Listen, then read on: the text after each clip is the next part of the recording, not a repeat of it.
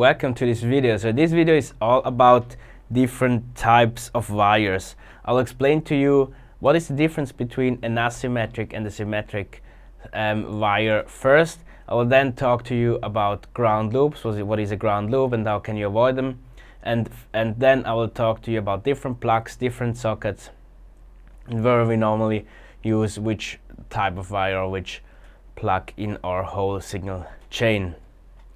So jump right into it. What is a asymmetric wire? So an asymmetric wire basically has two ropes, two lines. So there is one line, the upper one here, which transfers the signal from device A to device B, and this wire here basically carries the signal. So through here the signal travels from device A to device B, and then there is wire number 2 that's basically a shield around wire number 1. It's like a net, interwoven net, and this shield is around the signal wire, and it prevents from interference coming into the signal, so to keep the signal clean. However, there is much better ways to keep the signal much cleaner, and this is what is done in symmetric wires. So symmetric wires, they keep the signal much cleaner, and I now want to explain you how this works. That's a pretty nice concept in my opinion. So again, we have device A, we have device B, and we send the signal now through two wires. So we send it through this wire from A to B, we send it through this wire from A to B. So same signal, we send it twice. There is one difference we do. We send this second signal here, we send it like with a phase shift of 180 degrees, so we mirror the phase. I'll explain to you later what that does to the signal. And then third cord or third wire basically is again a shield. So we have again a shield around the two, so to protect it from interference coming from the outside. So now the question arises, why do we need the signal to send it twice, and why do we need this phase shift of 180 degrees? So let me draw this to you here. So I now draw two graphs. So this is the signal graph of the signal which is sent through wire 1.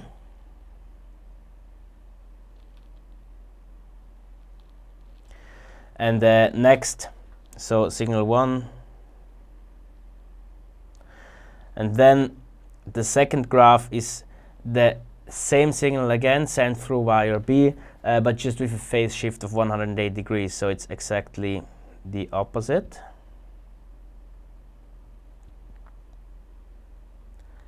Like this. So this is signal 1, and this here is signal 2, or let's not call it signal, let's call it wire,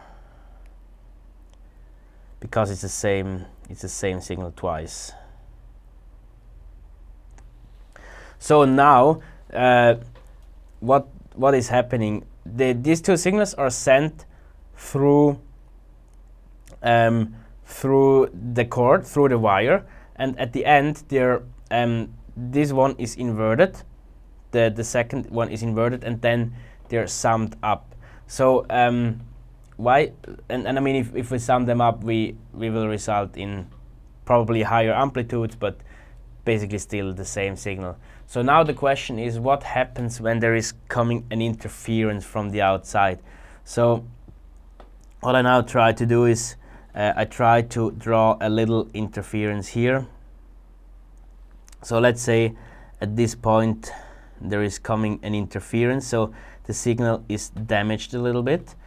So we get like a spike down here, I get a spike down here. So that could happen out of any reasons, like electrical interference, like power cables close to the signal cable, other signal cables somehow putting interference. So there can be many reasons for that. I try to make this the same for both, which is not as easy as I expected it to be. Something like that. So we get this interference here, like this spike down the signal. And now the cool thing about this symmetric line is, as I explained to you already, we sent the same signal twice, one time with a phase shift of 180 degrees, and at the end we do another phase shift of wire 2 by 180 degrees and sum them up together. So now I draw here what happens when we phase shift wire 2 and then sum them up.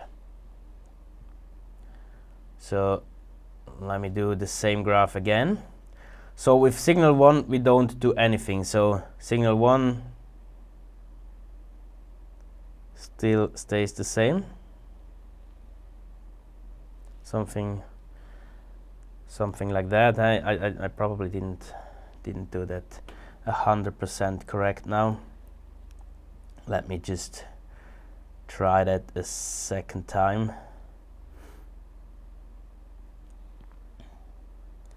Alright, so it goes up, we get the spike.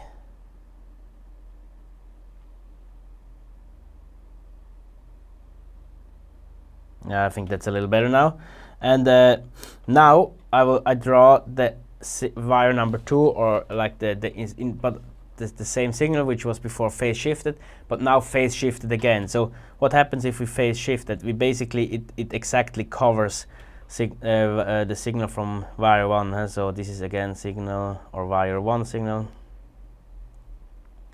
and now it covers except for the part where we have the spike. So for the second wire the spike now goes up because we mirror it up, we phase shifted 180 degrees. So when the interference came, it hit basically the spike here and here. Now we phase shifted, so it goes up. And for the rest, it covers the signal.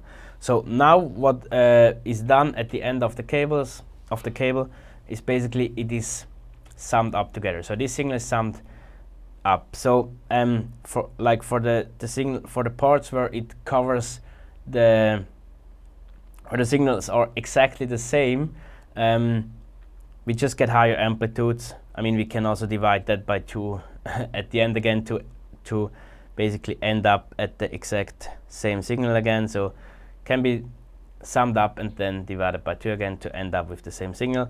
However, it gets really interesting when we come to this point. So what happens at this point? As we now did this phase shift, these interference parts here cancel each other out exactly. So as they go up and number 2 goes, like number 1 goes down and number 2 goes up, they perfectly cancel each other out. So we get back again our original signal. And that's actually the cool thing about it, because we do these phase shifts, when we do the summing up at the end, we basically end up with the original signal again.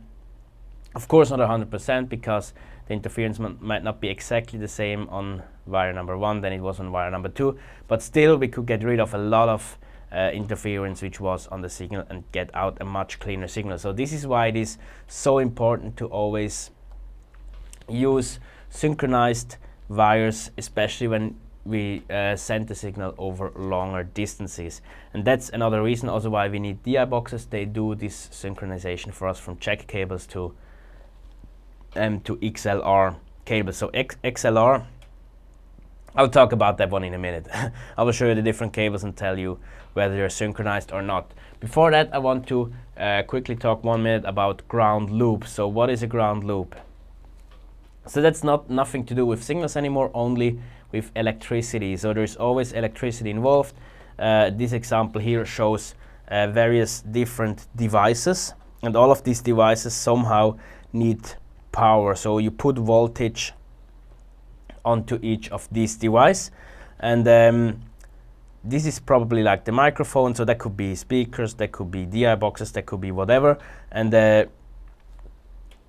we basically now send some signal through different devices. Let's say we have always the shield. So XLR's cable, I mean any of the cables, they use the shield the shield wire around the signal wire, and this shield always is connected to the cabinet of the device, because of if you have like power cuts or like no shortcuts, I mean, on the device, we have to protect it. So we put the shield onto the cabinet of the device. So what could happen now that there is basically an electrical connection between different devices and the earth, and the earth wire, basically. That's also now some electrical knowledge you need. It's not very severe if you don't have it, but it could just try to remember. Sometimes it can happen that there is an electrical connection from one device to another, down the power cable to the socket, basically, and then from the socket to the next socket to the other device. So that can be a circle, and even though there is not really power, it can happen that there is this ground loop, that there is happening ground loop, so that's very little current like traveling through these devices, and this can put strange sound effects onto the signal, like it can put interference onto the signal, and this is what we don't want. So what can we do here? We can try to cut this loop, actually, as it is drawn here. Probably this image shows first how the ground loop is connected, and the next image here shows how can we cut the ground loop, and this is how we remove the shield from one of the devices. In this way the loop is not connected anymore, and that's another reason why DI boxes are pretty convenient. In this way you can basically cut the shield by raising the ground lift. You can cut the shield from the device at one point, and in this way you can get rid of this ground loop. So that's one big advantage why we want to use DI boxes. And yeah, if you ever hear like a strange noisy sound on the speakers, be aware it could be the ground loop. I've had it many times in the past that there was a ground loop and that I had to push the ground lift and it was solved. So whenever there is a strange low or high, also high noise on the speakers, consider it could be a ground loop. So next I want to introduce to you what different types of cables do there exist and where do we use which type of cable. So probably the most important type of cable you will see when you do audio engineering is XLR cables. So XLR cables have 3 pins, and these 3 pins are exactly the pins I was talking about before for synchronized cables. It's the 2 signal pins and the shield. So that's why this cable is synchronized and good to send a signal over long distances. You will mostly use it for almost anything you connect instruments or microphones. You send these signals to mixing console, but you also use it to send signals from the mixing console to the speakers, especially to active speakers. So whenever you do long distance signal transfers, we always use XLR cables. There is also speak-on cables. They just have a little bit of a different plug, and normally we do use this type of cables for passive speaker systems. So there is passive and active speakers. A difference there is that in passive speakers you need a preamp, like a separate preamp. The preamp is not part of the speaker, and then that's the point where we normally use speak-on cables. So you will send the signal from the preamp, which is separated from the speaker in passive systems. You will send the signal from the preamp to the speaker using speak-on. So if you use an active speaker, you normally go to the speaker directly with XLR. If you use a passive one, you normally use speak-on to connect the preamp to the speaker. The next, jack cables. So jack cables, some people also call them instrument cables. These cables are mostly used to pick up instruments, and normally you basically connect instrument cables to DI boxes to go further with XLR.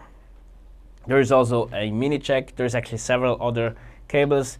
There is mini jack or jack 3.5 millimeters. That's the jack plug you use for like to connect the phone or something else to your mixing console. So that's basically the audio jack you also use for your headphones.